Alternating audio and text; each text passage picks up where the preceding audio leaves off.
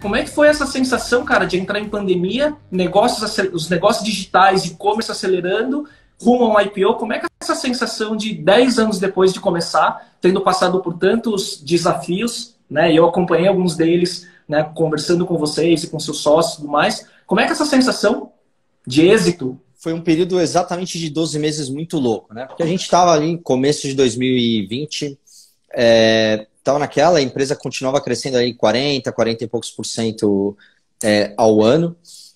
Tínhamos aí alguns planos para 2020 legais, principalmente na expansão da multicanalidade. Foi muito rápido, assim, né? Eu lembro que a gente tinha ouvido falar alguma coisa assim, você nunca espera que chegue. Final de fevereiro aquilo começou a ficar mais real. Eu lembro que segunda semana de março parecia que ia bater alguma coisa. Naquela semana que o governo do estado de São Paulo falou que ia ter o lockdown não, né? Que ia fazer o fechamento do comércio, de tudo, que os escritórios tinham que estar fechados. Aquela semana a gente foi super impactado. Aquela semana foi muito, muito difícil. Só para você ter uma ideia, a gente fechou a semana vendendo 40% do que a gente vendia na média numa semana normal.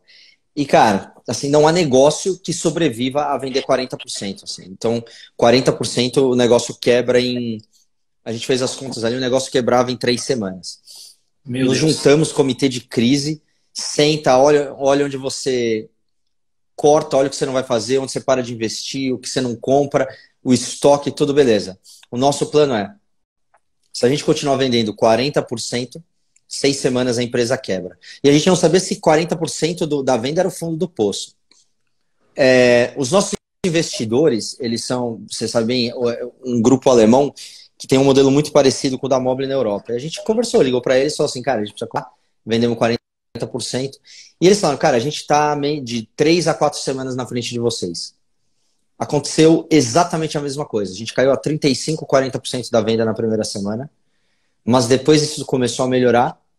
E a gente hoje está vendendo mais. A nossa venda semanal está maior do que a semana 4 semanas atrás. E aí os caras mostraram, tentaram, levantaram para a gente a informação de que olha o que aconteceu com a China quando teve as outras epidemias de SARS e MERS, que você vê que, na verdade, esses negócios online, você tem um valezinho, que é o medo da população, mas que depois desse vale o negócio tudo, né? acelera. Exato. E aí, assim, as pessoas se acalmam, elas veem o que vai acontecer, mas elas enfrentam a realidade, e isso acelerou a digitalização do varejo. Foi o que aconteceu. Segunda semana, a gente não vendeu 40, a gente vendeu 60. E a gente media pelos dias de sobrevivência da empresa. Com 60% a gente não sobrevivia mais 6, a gente sobrevivia a 10 semanas. Na semana seguinte a gente vendeu 85%, já não sobrevivia mais 10, 12 semanas, já sobreviveria com o que a gente tinha feito, 6 a 8 meses. Na quarta semana a gente deu exatamente o que a gente estava vendendo antes e falou, então, beleza, então estamos em pé. No jogo. E aí o que aconteceu foi aquilo, começou a acelerar, e aí é engraçado que é uma gangorra, né? Você tá lá embaixo, a empresa vai quebrar, meu Deus, o que a gente tem que fazer? Começa a acelerar, a gente fala, cara, a gente não tem gente o suficiente no centro de distribuição, a gente precisa de tecnologia aqui.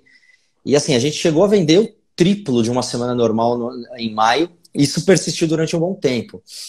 E um pouco no modelo mais conservador ali, a gente resolveu, ao invés de vamos acelerar, vamos crescer pra caramba, até porque no nosso segmento a falta de fabricação, de produção de matéria-prima era algo bastante sensível, a gente efetivamente fez uma gestão ali de caixa de crescimento, crescemos mais do que a gente esperava, mas fez uma gestão de caixa, de investimento em marketing, para conseguir ali atingir 10, 20% do que a gente tinha esperado de crescimento, mas infinitamente mais em geração de caixa, para garantir que a empresa não estava em nenhum tipo de risco.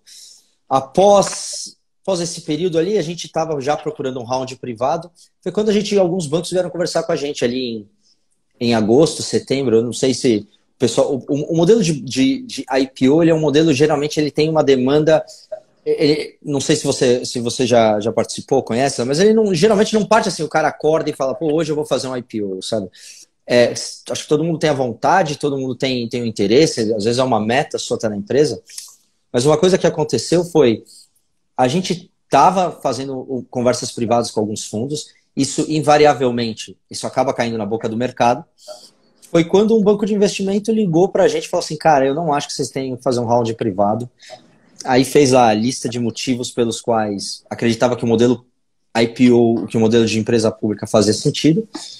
A gente ouviu o cara, olhou ali os números, realmente fazia muito mais sentido. A gente foi então procurar alguns outros bancos, e isso eu estou falando aí meio de agosto, final de setembro, ou seja, a gente estava super atrasado. A gente falou com o nosso board, e ainda assim muita hesitação, até que no final de setembro a gente falou assim, cara, se a gente fizer, a gente precisa ir para um modelo de primeira janela de 2021. O Brasil até o passado é incerto. Se você deixar muito, a janela fecha.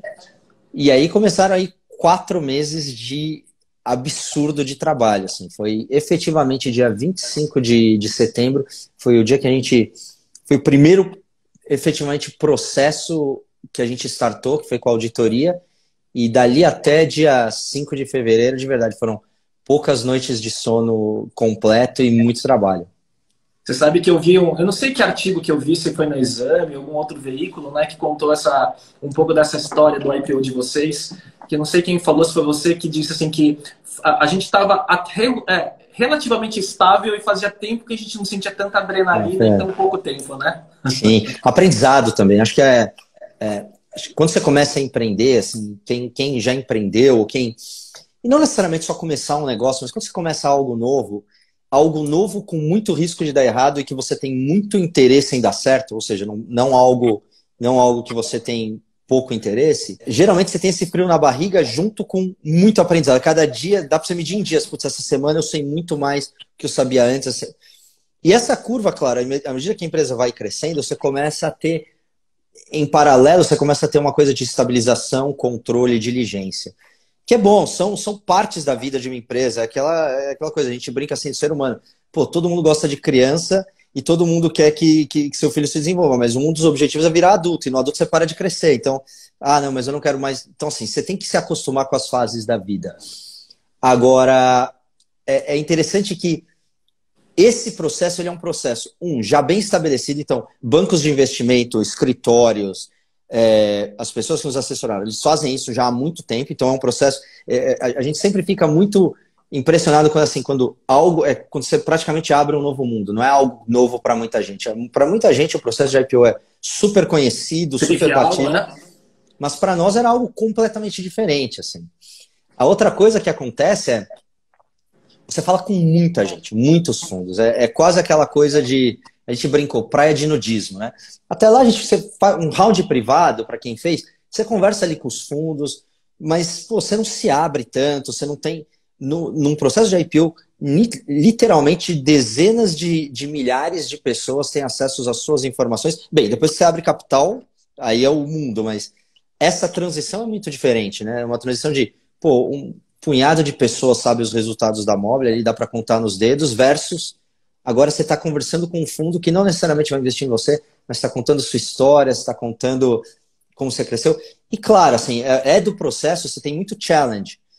Alguns não fazem o menor sentido, assim, como tudo na vida, mas alguns fazem muito sentido. Então você tem também, além de tudo, um aprendizado de muita gente olhando e muita gente fazendo uma pergunta. O aprendizado às vezes nem é dica, assim, porque acho que os fundos sabem, pô, os caras estão fazendo isso há 10 anos, eu acabei de ler uma apresentação de 30 slides, mas o cara faz um paralelo com alguma coisa, ou te faz uma pergunta que te faz pensar, que te faz ver aquilo de um ângulo diferente. Então, fora o processo em si, né? Fora o processo de toda a parte, você começa a entender por que as leis na CVM, talvez na SEC, são daquele jeito, o que o cara quer, o que o cara não quer. É um processo, é exatamente o que a gente falou na Exame. Assim. Fazia tempo que a gente não tinha aquela coisa de em tão pouco tempo aprender tanto de coisas tão diferentes, tão longe do que a gente fazia.